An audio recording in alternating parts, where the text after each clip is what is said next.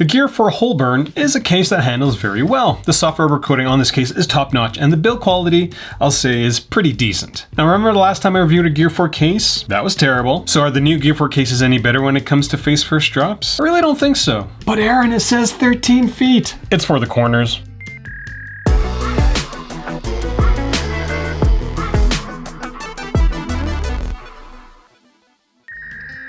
At MobileReviewsEh, Monty and I have majors in iOS accessory reviewing and a minor in iOS accessory history. Now, did you know Zagg now owns Gear4?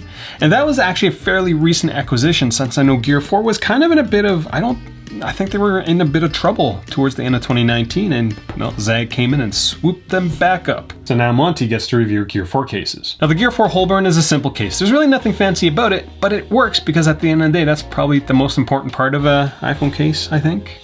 The edges of the case are tight, though I am mildly on the fence about the corners. The bottom of the case does droop a little bit, which isn't great. The overall build quality is pretty awesome until you look at the bottom and you just kind of got these two things down there. You're like, well, frick. The case won't slide around the front or the back, and the case will add about 40 grams to your iPhone. Now, the slim design part of the marketing fluff may convince you that 40 grams is light, but remember, the Casetify Ultra Impact case that I reviewed just fairly recently, it only weighs 3 grams more, and it's got gigantic corners that, well, handling. My only concern with the Gear4 Holborn is the wear and tear. On a daily basis, the soft rubber coating is going to showcase your face grease a lot. It's going to get very smudgy all the time. Now, on a non-daily basis, the occasional drop on a non-flat surface is gonna scuff up the corners just a little bit. Here is my first drop in the case, and well, you can definitely tell that it's scuffed up. The scuffing is going to be very evident on this black case. It won't be as evident on the lilac colored case, and also there's a burgundy color case, which is a pretty neat color. The standout feature of this product is really the texture. The soft rubber finish is great, but the cherry on top of this soft rubber sundae is the tiny bit of glossy material on the front edge of this case. There is just enough of it that it gives your fingers a tiny extra bit of traction when you're using your iPhone, in this case in one hand. Like what you see? Get this case through my Amazon links. This channel is unsponsored. I had to go buy all these cases myself, dropping the iPhones that I went and bought myself. So if you want me to keep doing what I'm doing, we'll say in 3 months from now, show me some love, give it a like, share it with some friends. When it comes to using my iPhone in the case, I had no issues with the port or the camera cutouts. The mute switch is accessible, though the buttons on the case are a little stiff for my liking. My biggest issue when it comes to usability, despite my love for the edges, are the edges. The case isn't that slim at 81 millimeters, but the edges are quite high and are very noticeable when you're swiping from left to right. The high edges also exposes the iPhone a bit more. The distance between the case edge and the 2.5D screen protector that I have on this iPhone 11 is about 3 millimeters.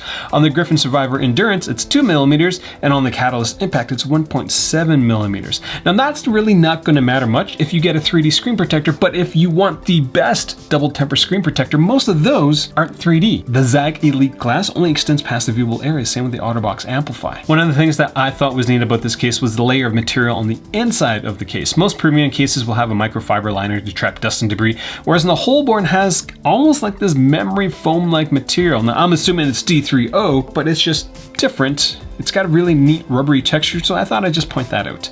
Now this case does claim to have 13 feet worth of drop protection between the polycarbonate shell and the D3O stuff on the inside. The last Gear4 case, as I mentioned at the beginning of the video, I dropped from about 10 feet, and that really didn't do much for the iPhone screen. Now I'm going to do some victim blaming because technically, the parts that hit the ground, there was no case around. So Gear4 can't be to blame, right? Because, you know, the screen doesn't have the case on it, so it's not their fault that it broke. Now, it's probably going to be the same for this case. There is a good chance that I'm going to drop it from less than 13 feet, and this brand new screen protector that I just put on it is going to crack. Now, before I let Val go and do her thing with this case by dropping it a bunch of times, I am curious to know, after all the drops, is the polycarbonate shell going to crack like it does on the spec cases?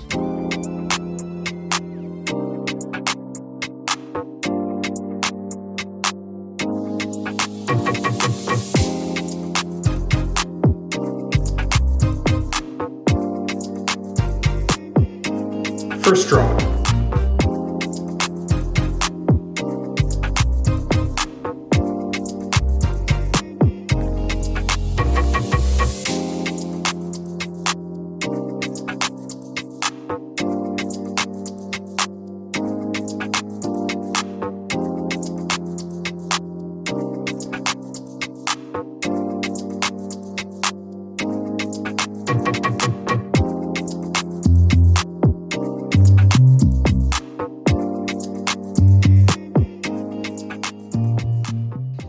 So definitely a broken screen protector. Case, I don't think has cracked. The polycarbonate shell that I thought might crack didn't. Overall, did you see that corner come off during one of those drops? That's not a good thing. So again, 13 feet for the corners, barely. So that's all I got for this video. Questions, comments, leave them down there. I've got the 16-foot drop protection Gear 4 case lined up soon. I actually haven't used that one, so it's going to be a couple more weeks before I get to the actual review for that product.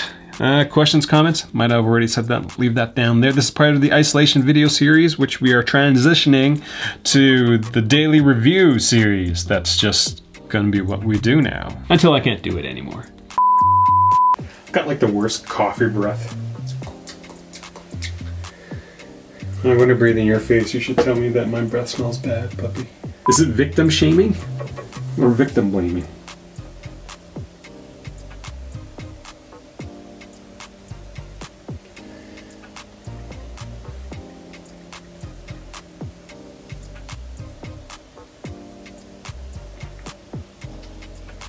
Well, I want to do some. Ooh, that's loud. Now I'm going to do some victim blaming because, and also as a side note, the polycarbonate shell on the case, according to Gear 4, is polycarbonate as used in bulletproof glass. Not a specific type of polycarbonate, just polycarbonate.